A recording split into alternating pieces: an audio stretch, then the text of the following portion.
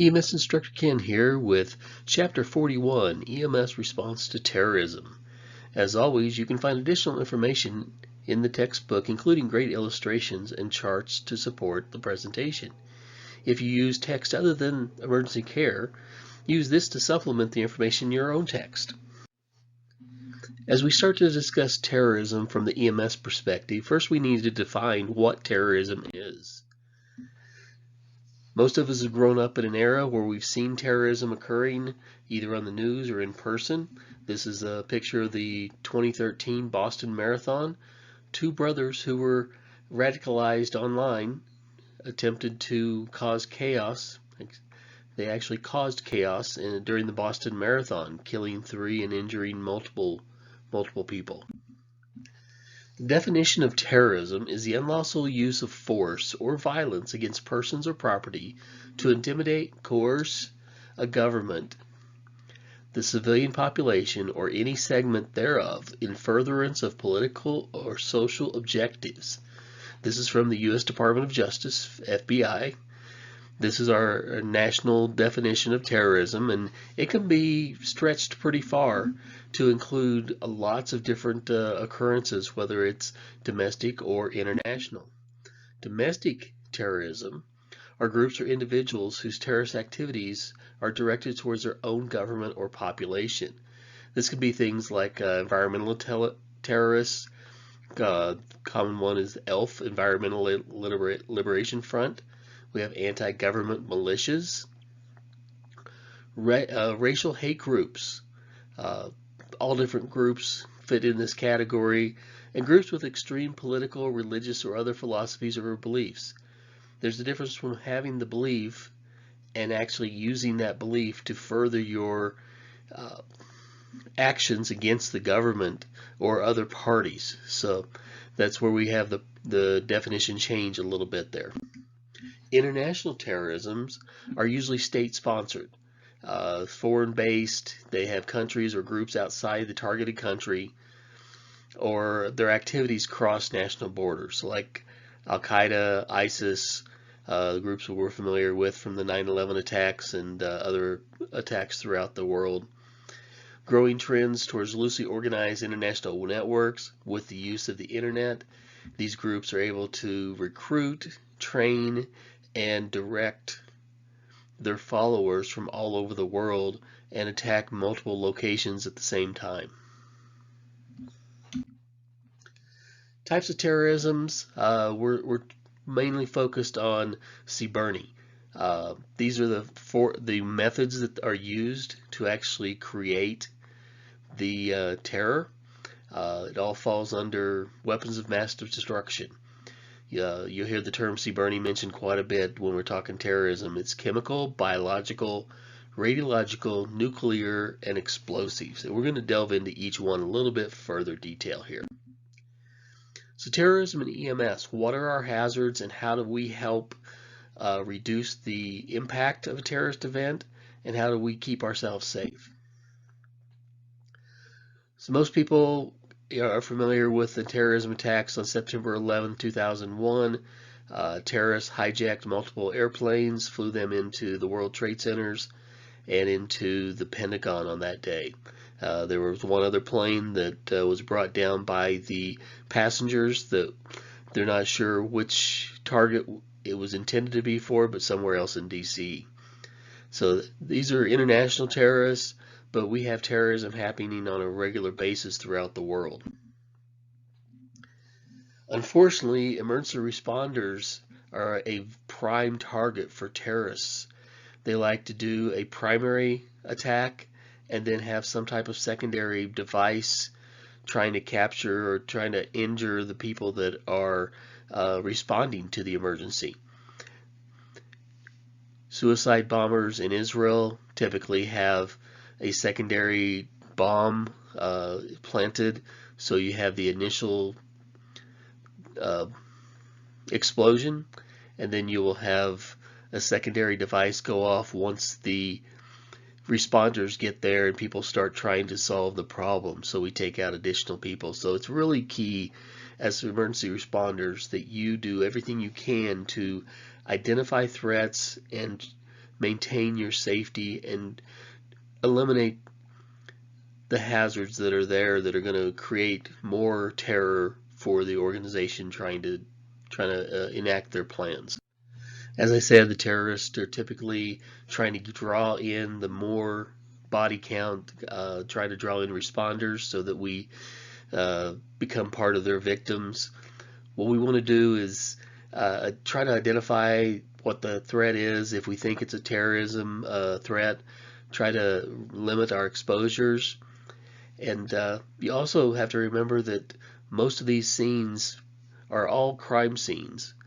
So we have to treat those with the respect of a crime scene, try to prevent any further contamination so they can identify the source of the terrorist attack.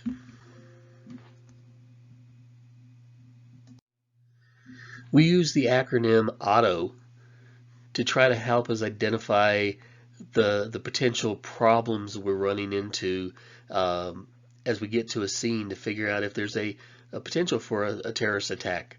We will look at the occupancy or location, where we're at, the type of event that we're responding to, the timing of the event, and then other on-scene warning signs. Let's look a little bit deeper in these. Occupancy or location. Looking for symbolic or historic targets. The Pentagon, that was a target on 9/11. That's a historic or a national significance. Public buildings, assembly areas. In Colorado Springs, we've had attacks on Planned Parenthood, Club Q. We've had attacks on a IRS building. We have controversial businesses are attacked sometimes, and infrastructure systems. There are regular threats against utilities, bridges, and other locations. The type of events. We're looking for explosions or incendiary bombs. It's real easy to get the information on how to make a bomb. Do not go subscribe to Inspire magazine, but that's the English language magazine for ISIS. I believe it's actually Al-Qaeda, not ISIS. But they will tell you how to make bombs and where to get your materials so you don't draw attention. Firearms. People can get firearms fairly easily in the United States, but we have to remember that they come with responsibility.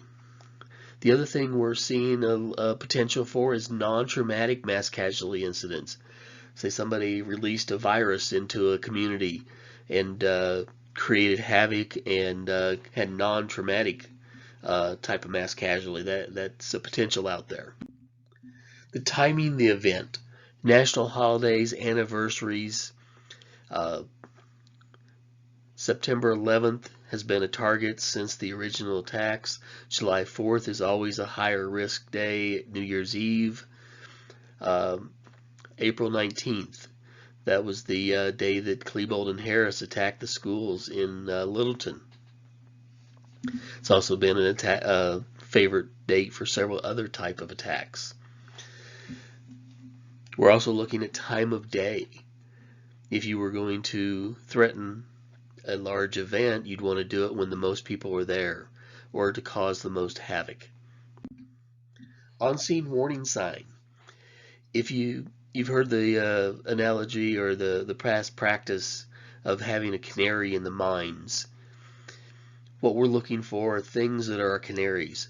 Do you see a lack of vegetation, lack of animals, lack of birds, unexplained symptoms? We used to have a system tied into our 911 call center that if you had multiple calls for similar symptoms, it would flag the response. The system was kind of overwhelmed during COVID because everybody was calling in with the same symptoms throughout the whole community. But that the system is there that it can detect symptoms so that we can identify what's going on and possibly head off an attack before it becomes a big deal. We're also looking for containers that are out of place. Backpacks. You try to leave a backpack or a bag unattended at an airport. This is what we're talking about. They want to identify what the hazards are and get those out of the system. So each type of threat, going back to the CBRNEs, they all have similar hazards that they're going to create. They're going to create damage by thermal uh, release, either hot or cold. Some way we create a heat, we create a severe cold event, may have radiological harm from the alpha, beta, gamma particles, X-rays. Depends on what kind of source they have for how they're releasing the radiological substances. Asphyxiation, just displacing the oxygen. They can fill a location with things that will displace oxygen, similar to a fire suppression system, and make it really hard for people to breathe. Chemical harm, either toxic or corrosive. There are some concerns that terrorists may use acids or some alkalis to weaken bridge structures and cause bridge collapses. Or they could be toxic and a chemical harm to the people that they're in contact with. Etological harm, a disease. Maybe somebody releases a virus from a lab and infects a large population. Could be mechanical harm, gunshot bombs, bomb fragments. The two terrorists that did the attack on the Boston Marathon used a pressure cooker bomb. It was a pressure cooker filled with lots of different sources of shrapnel and then a detonation device. So you had the bomb fragments that were causing the most damage to people. And then just the psychological harm. To say maybe we told everybody that going outside is going to be dangerous, and if you go outside you could die. What would that do to the economy? What did the September 11th airplane attacks do to the airline industry? What does any type of terrorist attack do to the population that's not impacted, and how does it affect their psychological well-being? So these things we're going to talk about on each one of our CBRNE type of attacks and try to figure out what the threats are, and then that's going to help us understand what kind of injury patterns we're going to run into and how we're going to react as a community of EMS responders and as a community at large. So with any hazardous material, hazardous event, we're looking at the best way to keep ourselves safe. Time, distance shielding. You hear that mentioned in radiological incidents if you take a radioactive safety class, but you're also going to hear it with any other type of event. You want to limit the amount of time you're exposed to whatever the agent is. When we were talking about COVID, we were saying if you had exposure more than 15 minutes to somebody that was testing positive, because if you limited it to less than 15, your time was not considered significant enough to have a good exposure. So we want to reduce our time being exposed to any hazard. Distance, stay away. If you have a hazardous material, you can use the emergency response guidebook. It will tell you the minimum distance. But again, use the rule of thumb. Put your thumb up if you can see the incident around your thumb, back up. Get plenty of distance between you and the hazard. And then some type of shielding. That can be your clothes, it could be a face shield, it could be a vehicle. It may be the point where you need some type of lead apron like you would in an X-ray system. But there's all kinds of ways to give you some type of shielding. Vaccinations are also another type of shielding. It gives your body the heads up to make antibodies before the exposure, so you already have that line of defense built into your body and keep you safe from any hazards. So let's talk about our response to different types of terrorist events. A chemical incident could be terrorism. It could be an accidental release. So we're gonna treat these all the same. So we're gonna do the best we can to reduce our exposure, limit our time, make sure we have plenty of distance between us and the incident, and then have some type of protective layer between us and the incident itself. So remembering that any of these toxins, the chemicals, can get into our body through inhalation, ingestion, absorption, and injection. That's how we're going to set up our defenses against these. So on the TRACEM, you're looking at the thermal and chemical reactions can create heat. They have an exothermic reaction. When you combine the two chemicals, it can create a large heat ball and large problems for us. It can use up the oxygen. That's one of the problems in a house that's on fire, is the fire consumes the oxygen and reduces the amount of oxygen in the air for the occupants of that house. Could have systemic effects through the chemical reactions in the lungs. The corrosiveness of the chemicals can weaken structures. It could weaken bridges over highways and allow trains to collapse onto the roadway. It could really weaken the structure of a building and have it collapse. And just thinking of the psychological harm of a chemical attack, because they're hard to detect initially and they create chaos. So the people that aren't impacted directly are going to have some psychological fears, they're going to have some concerns, and that's going to be the benefit to the terrorists there, is they get a lot of psychological harm for a very small impact. Protective measures for chemical incidents: use a respiratory protection. And for chemicals, we're not talking a paper mask, we're talking a respirator with appropriate filtering cartridges or a self-contained breathing apparatus, SCBA, where you make sure you have the protective clothing. Fire bunker gear is typically not protective clothing against chemicals, so you need to have the proper chemical suit, a level A, level B suit, something to keep it self-contained, to keep the chemical out. If you have a patient who's contaminated, do not touch them until you get them deconned. Make some good decisions there, but we want to make sure that we're being safe. There have been incidents where people have loaded a contaminated patient in the ambulance, and then the whole crew ends up getting decontaminated at the hospital, along with the ambulance is out of service until it can be decontaminated. So biologicals, these are more of a public health emergency. They typically are not immediate scene. It's one that develops over hours or days. Could be a focused emergency where we actually know what happened. At one time in history, there was a group that was trying to influence election in a small town in Oregon, where they actually contaminated the salad bar at a restaurant with salmonella, made everybody sick, and then kept them from voting. So what we want to do is identify the symptoms and try to isolate where the source is. If we have a large public health emergency, our public health department gets involved and they try to sort these things out.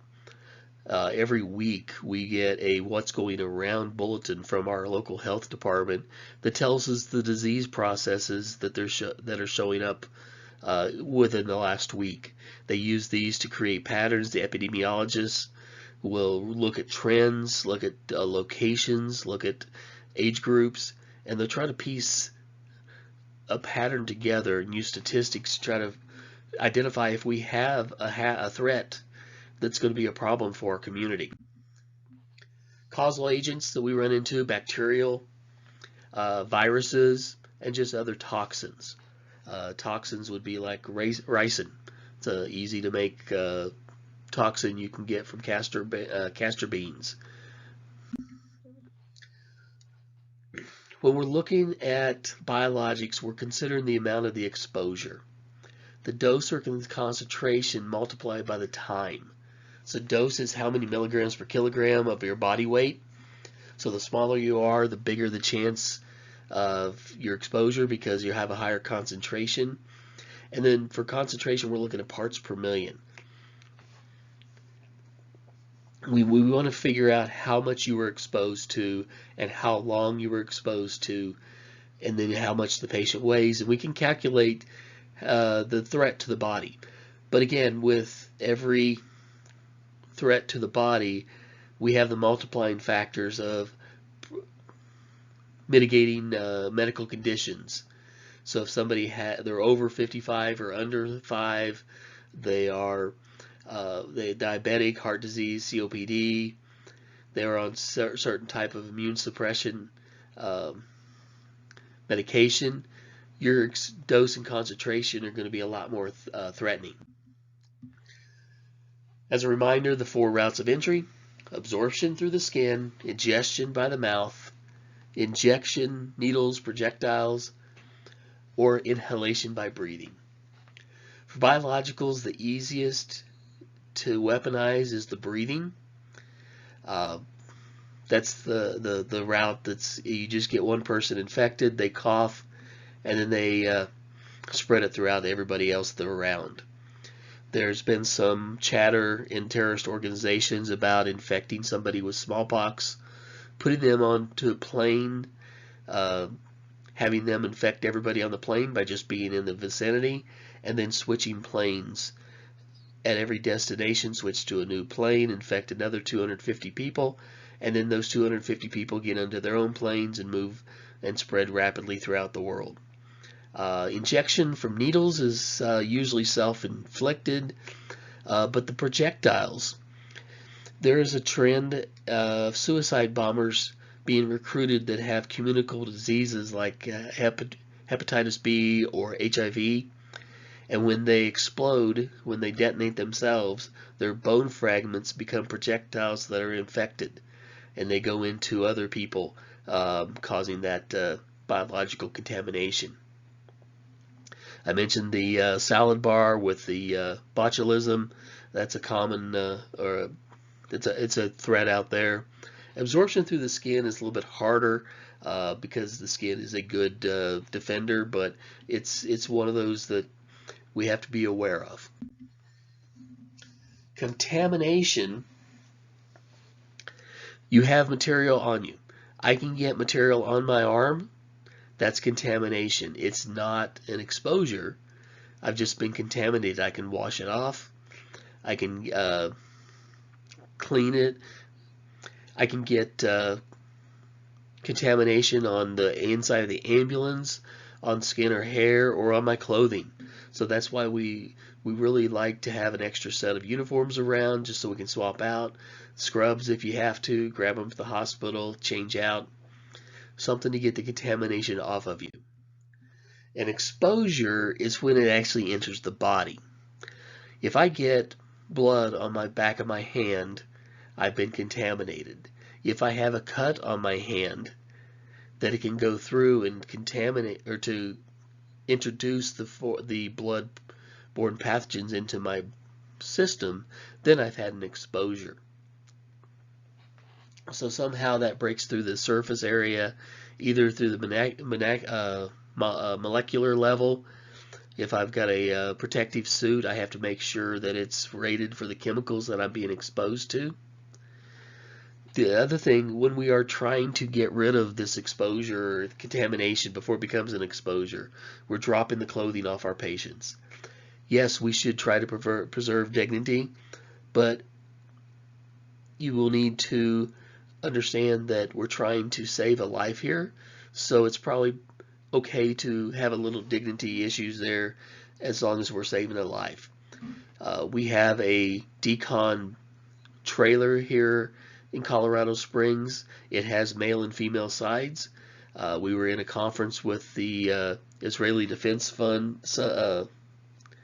Forces, IDF, and they were making fun of us having 2 lanes. They said they just run everybody through the same decon area and worry about dignity later. So it's a cultural thing.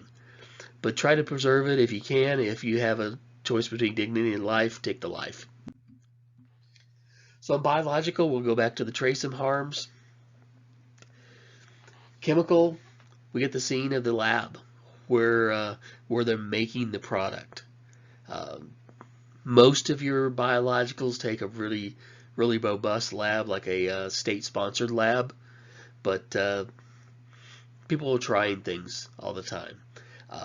Etological, you got the harm from the poisons, you got the mechanical, because to try to get the toxins or the biologicals exposed to everybody, they sometimes use mechanical explosives.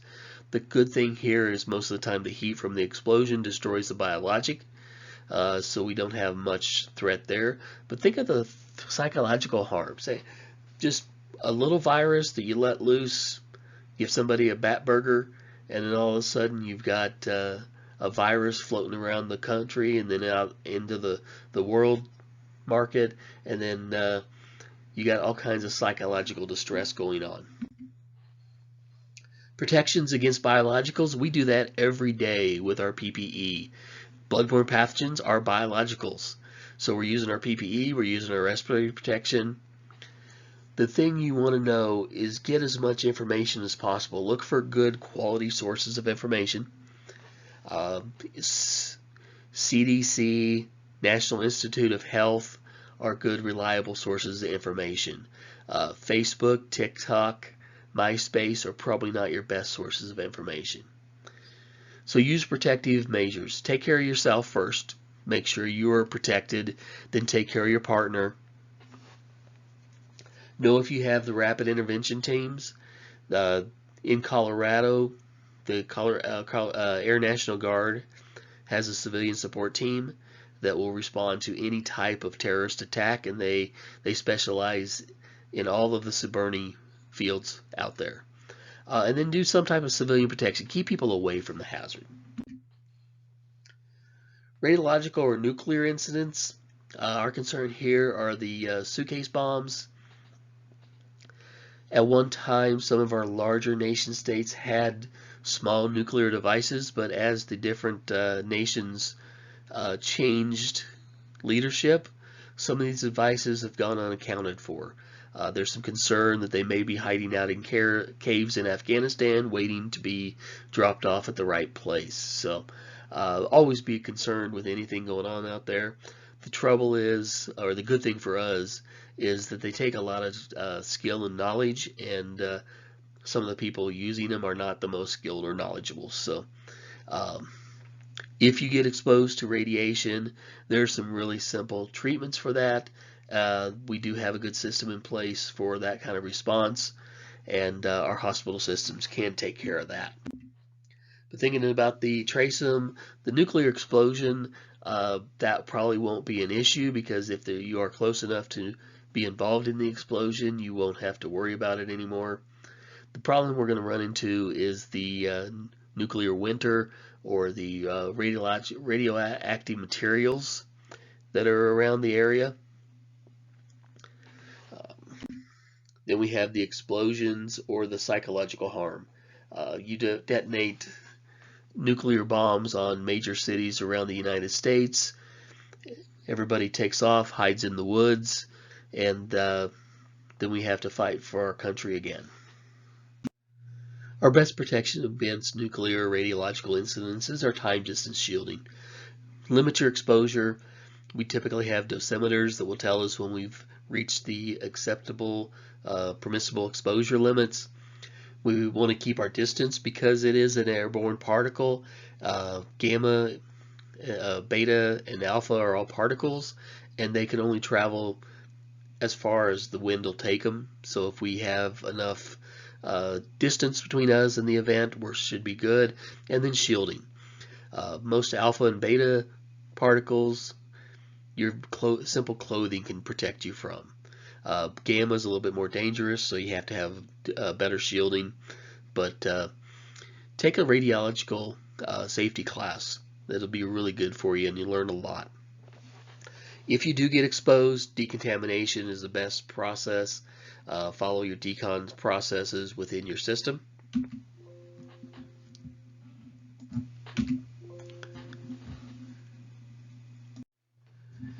Explosive events are the ones that scare me the most. These could be anything from a simple pipe bomb, which is fairly easy to get the information how to make, to a large vehicle-borne explosive. Packing a vehicle, say a U-Haul truck full of ammonium nitrate and a little fuel oil, detonation device, and you have a really large bomb. They had one in Nashville a few years ago. We had the Oklahoma City bombing. We've had several incidents. We actually had one here in Colorado Springs a couple weeks ago. A guy was using propane to try to make his vehicle into a vehicle-borne explosive device. They typically target groups. They're trying to find a way to get the most bang for their buck. Sometimes they add the biologicals, like I said about the suicide bombers. Then we have the chemicals or the radiological agents that they may include in there. So there's all kinds of extra hazards that we want to be aware of. Again, with the explosives, we're going to look at the TRACEM-Ps. Thermal, you get the heat of the detonation. That's a definite problem. With the asphyxiation, it does two things. One, it uses up the oxygen in the area, and then the other is creates a large dust cloud. Everybody, I'm sure, has seen the videos of the officers and the firefighters coming out of the World Trade Center area after the towers collapsed and the huge dust cloud that was all around them.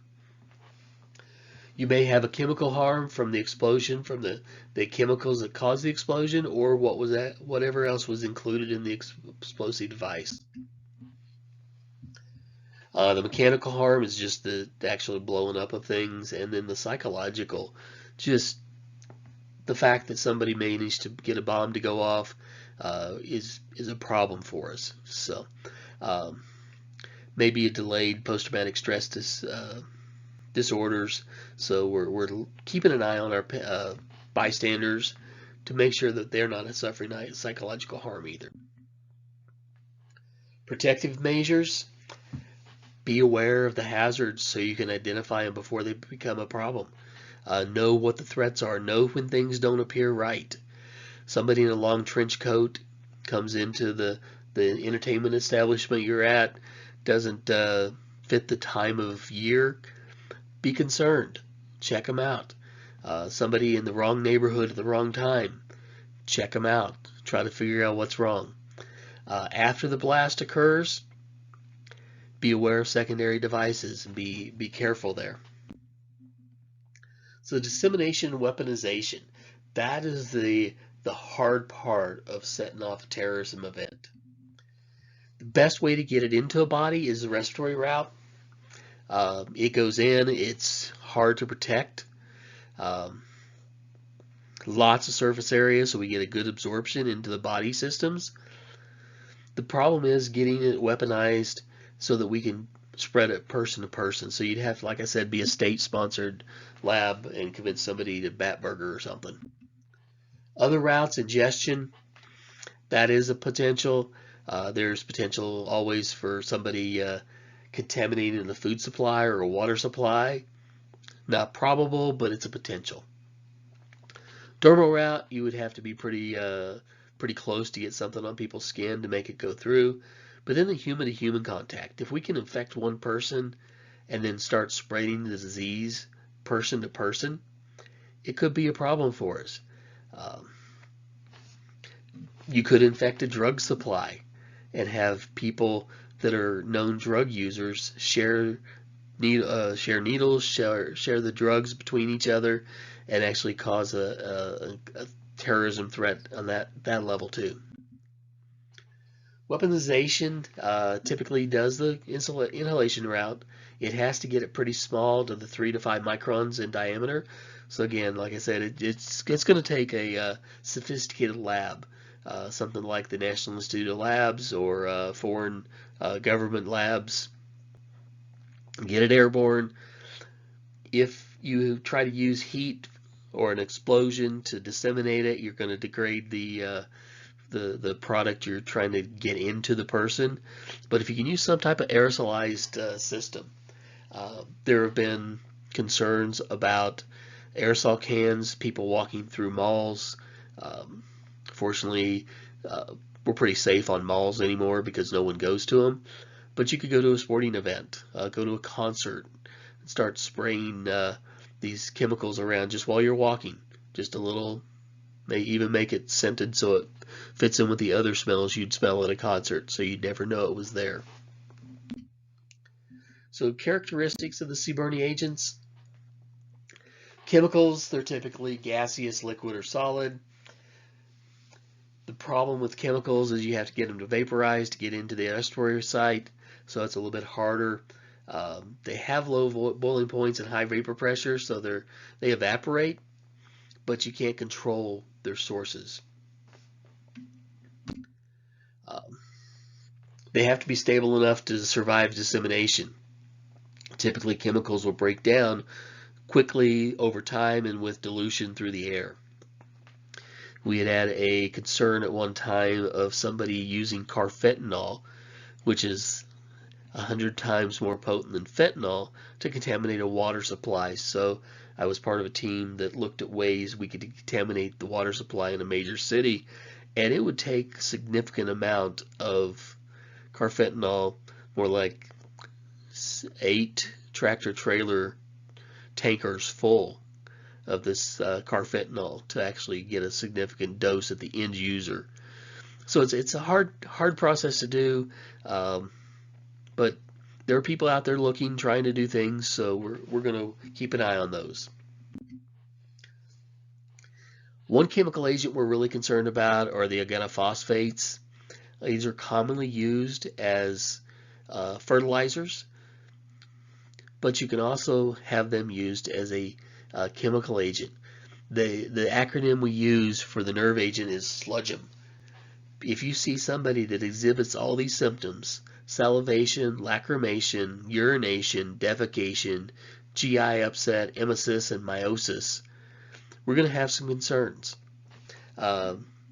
It's fairly quick to occur when you get exposed to it, and it's hard to treat. Typical treatment involves ALS. They need the 2-PAM nerve agent antidotes or directly atropine. So that's definitely an ALS call. Get the paramedic involved, and hopefully we can treat them quick enough to save them from the attack. We also have choking agents. Those are ones that like tear gas. Pretty simple device, gas that goes out. We have the blistering agents, mustard gas. Colorado, everybody's familiar with that since we have the chemical depot in Pueblo. And then cyanides. Cyanides actually keep the hemoglobin from taking up oxygen. So that could be a problem for us. The more common location we've been finding cyanides is in house fires.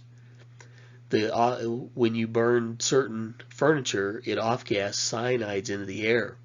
So when somebody's in the fire without the proper respiratory protection, such as a victim, they're going to be exposed to cyanides. Real simple treatment is a cyanoKen.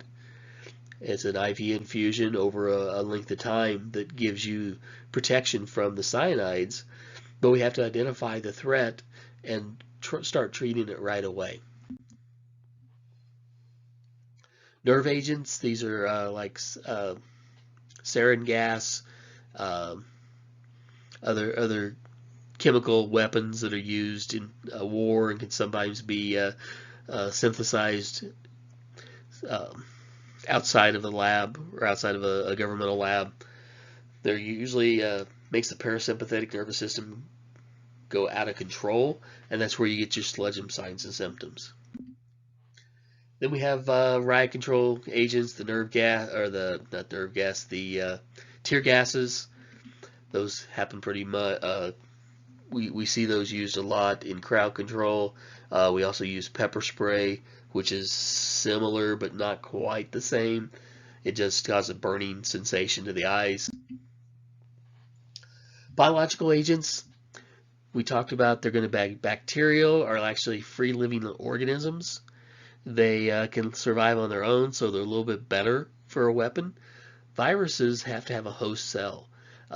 If they aren't in a host, they cannot reproduce, they cannot live for very long. Hepatitis B is one of those exceptions. It can actually last outside the host for up to 2 weeks. So maybe you had a dried blood on on an object or a piece of equipment in your ambulance, it can still have an active virus. Toxins are the poisons produced by the living organism. So you could have ricin is the common one that we see, but there's other toxins, that botulism, uh, just lots of toxins out there. Things when we're looking at the biological agents is how effective it is, how bad it is once you get it, how quickly it runs its course. Does it kill the host, or does it transmit, becomes infectious? How long is the incubation period? 72 hours, 2 weeks? Is it transmittable during the incubation period? COVID was transmittable during our incubation period, so that's why it was spreading so fast. It's easy to transmit. Fortunately for us with COVID, plexiglass was a cure-all.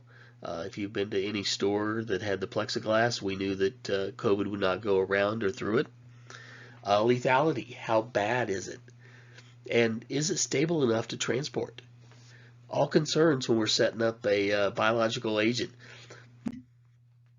Bacterias, we're talking about anthrax, cholera, the plague, Q fever, tularemia. These are all biologics that actually attack the cells in the body and weaken the structures. Toxins, we've got a chemical compound produced by the living organisms. They don't replicate, you just have to be exposed to it. So we've got botulism, ricin, that's the one I said you could make real easy. You've got staphylococcal TRACEM-P, or T2. I won't try to butcher that one. Viruses are the simplest microorganisms. They're very small. They only replicate inside another living organism. They have to have a host. They're not easily to manufacture in large quantities, so you have to get them into the population, let the host reproduce them. Common ones we've had issues with in the past: smallpox, encephalitis, St. Louis encephalitis, West Nile virus, or viral hemorrhagic fever. That would be your Ebolas. That's the one that hits Western Africa. The last several years they've had outbreaks of that. So radiological could be a military nuclear device. They could decide to play global thermonuclear war, pop a bunch of nukes off at each other, and ensure total destruction. But hopefully the governments are smart enough not to do that. We could have an improvised nuclear device where they use something that's not quite a nuclear, it's a dirty bomb. Maybe they get something from a radioactive lab and try to use that to make something. Or we could have sabotage.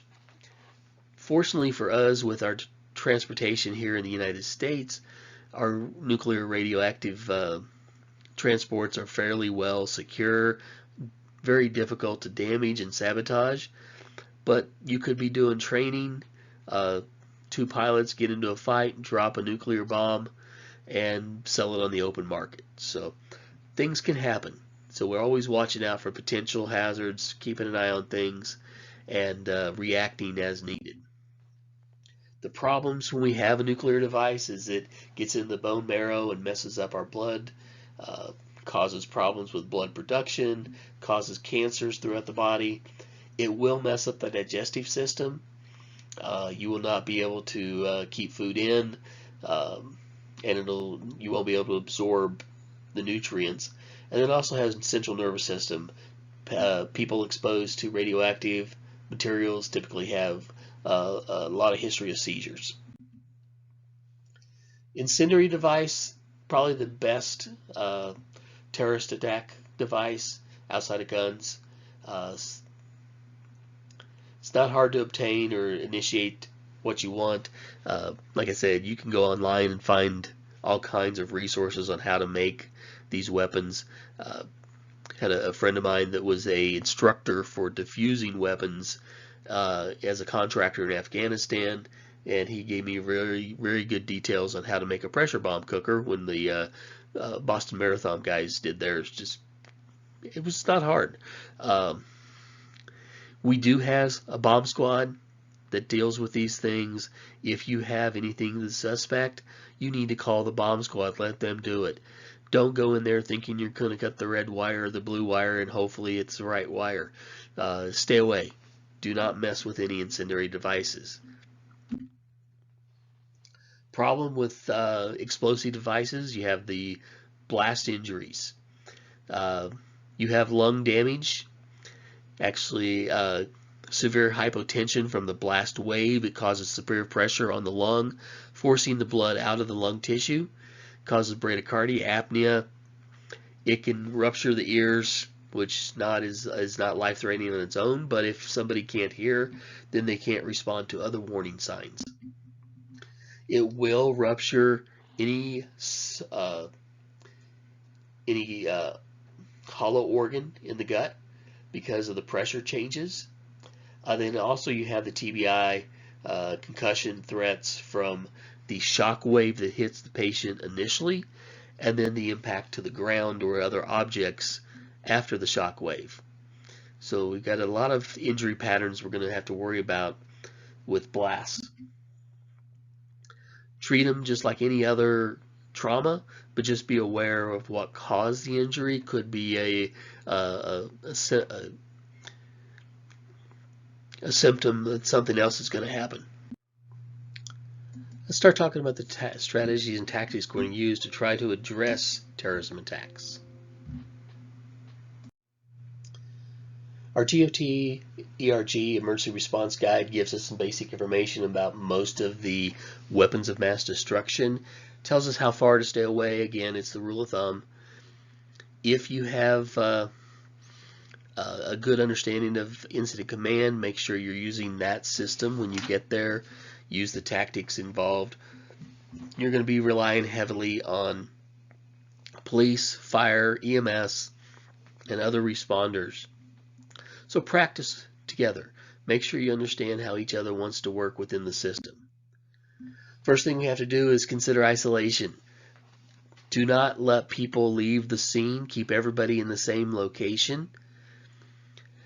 If you are evacuating, have everybody go the same direction so that we can control any contamination. We can also control any threats. There may be the actors hiding inside the evacuation patients. So you need to kind of control that system. Do a perimeter control. Make sure everybody is staying within the system and nobody's coming in. It's all going to depend on how many resources. Imagine trying to lock down the World Arena or a large event center. How many exits are there? Fire code says you have to have a certain number of exits, but you have to be able to control those exits for isolation. So you're going to have a difficult time on your hands. Try to figure out how many resources. So you also have to figure out the stability of the scene. How do we keep everybody in place so that we can make sure they're taken care of? Notification. Dispatch gets as much information as possible. I talked about the ability of some dispatch centers to gather common symptoms in common areas and try to give us some heads up for that. But anything we can do to try to figure out what's going on. Know what resources your community has and how to get access to those. Maybe you're in a small community and you need to reach out to a larger community or even to the state or a federal response. We'll talk a little bit later about the National Strategic Stockpile, but the federal government does have resources to respond. We have the Civilian Support Team through the Air National Guard in a lot of states. We have military resources that can come out off base if needed. Identifying what the hazard is, if all possible, any chemicals, any lab information you can get is even better. Use the most current edition of the ERG and try to figure out what the problem is and how to protect yourselves. Make sure you have the right equipment to protect you, whether it's enough people, the vehicles, uh, level A suits, level B suits, Tyvek suits, air respirators, whatever it takes to make sure you're safe. Make sure you have the ability to ask for additional resources. Do you have phones? Do you have radios? Do you have a backup system? And then once you establish that there is an emergency, start your staging process, start your triage. Uh, Make sure those are in protected locations so they don't become injured. One of the biggest things we have is responders like to park as close to the scene as possible, and then they get trapped in and can't get out. If you think there is a need for additional protection, let the command system know. Let incident command know. Let your EMS work group know. If you see anybody suspicious, see something, say something. Make sure you're telling people there's a problem. Decontamination, really simple. Lots of water, 20 minutes or more. Water scrubbing. We have mechanical means, rinsing. We scrub them with a brush and soap. Make sure we contain the runoff so that we can make there's not any additional threats, but it's all necessary to get them cleaned off. We have several decon teams that practice regularly here in our community. Know what resources you have in yours. Your self-protection, knowing what's there. What are the symptoms your patient's having? Are they symptoms that could be something that causes you problems? Do you have multiple unresponsive patients? That's a clue something's not going right. Do you have patients experiencing sludging? That just tells you there's some type of parasympathetic nervous agent out there. So you need to be aware of what's going on. Multiple patients having difficulty breathing, reddened skin, discolored skin, smoke that isn't the right color. Smoke is usually black or grayish, but if it's coming off purple, something is not right. Medical mass casualty with no medical or no minimal or no trauma. You have a classroom of kids that multiple kids are having episodes of nausea and vomiting. You start having responder casualties. You walk up and there's 2 cops laying next to the garage. Probably something in that garage is not good. Dead animals, vegetation, color of smoke, vapor clouds, odors. You notice taste is not on here. Taste is not an acceptable way to identify dangerous chemicals. Just remember that. And then being aware of where you are and what's going on around you, using that AUTO acronym again. Are we in a location that has a higher risk? Do we have a type of event going on that could be a risk? The timing, are we on any type of significant date in history? Are we any type of day that would be more active? Or do we have on-scene clues, things that are telling us something's not right? So protect yourself. First thing you do is take a breath, sit in your ambulance and say, is it safe for me to be here? If it's not, leave. If you don't feel safe, if you don't know you can't make it safe, stay away. Stay in your ambulance. Back up. Follow your command protocols. Set up an instant command system. Follow what they tell you. Wear the appropriate PPE. If you don't have the PPE, stay out. If there was an explosion, be aware of secondary devices. Look for booby traps. The terrorists know that we will take care of our patients, and they will likely set them up so that they catch more people and cause more damage and harms. And think of the psychological terror if they take out multiple people. Search all your patients for explosives and weapons. Could they have something on them? If you find a weapon, back away. Let law enforcement take over. Understand the harms from the TRACEM-P. Make sure you have your time distance shielding. Limit your exposures. Get in and out as quick as possible if you have to go in. If you don't, stay a distance away. Get space between you and the event. And then use some type of shielding. Your ambulance is a good shield from a lot of things. Chemical incidents, look at the harms. Biologicals, look at the harms. Don't get it on you. Don't breathe it.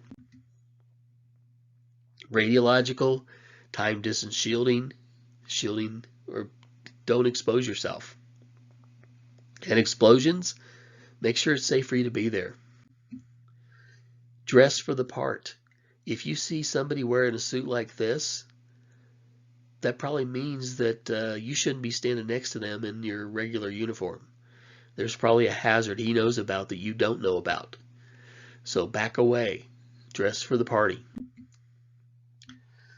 So like I said, we have a national strategic stockpile that's a cache of pharmaceuticals, medical equipment. They're scattered throughout the United States in very diverse locations. They are sitting right next to a tarmac with C-130s already planned out on how they would load these up, and they could be in any location within 12 hours. We have used it here in Colorado before, and they were on the ground in Denver within 6 hours, and then distributed down to Colorado Springs in about 3 hours after that. So they have antibiotics, they have antivirals, they have other medications, they have PPE, they have medical equipment. We also have a stockpile in Colorado Springs itself. We have that set up just in case something happens. So there's lots of resources. Know your emergency plans in your region. Know in your local community. If you ever get a chance to practice in a drill, practice so we can find out how things work and how we can make them better. So some future trends we've seen coming around. Active shooters, mass shootings. We're familiar with them. Depends on what your source you're listening to, but there's an increase in active shooters and mass shootings. Cyber terrorism are the one that's kind of scary right now. Where I work during the day, we get about a million cyber attacks a day. 1 million attacks, tribal intrusions. Some of them are looking to gather information. They're trying to do a data breach. Others are trying to access control systems and cause damages.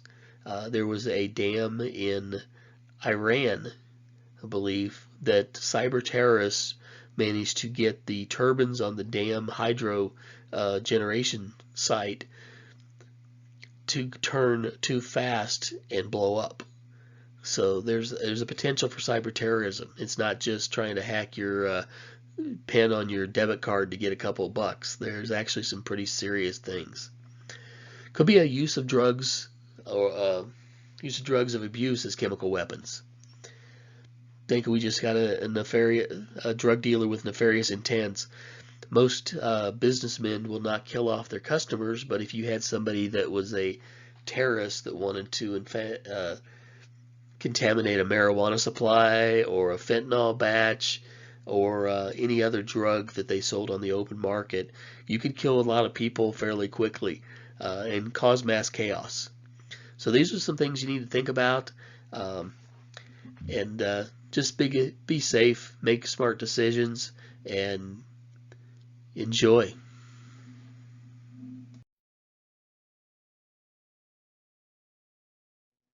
Thank you for taking the time to watch this video. Hopefully it helps you on your journey to become an EMT. Please like and subscribe, and let me know in the comments how you're doing on your class and if you have any questions. Thanks, and have a great day.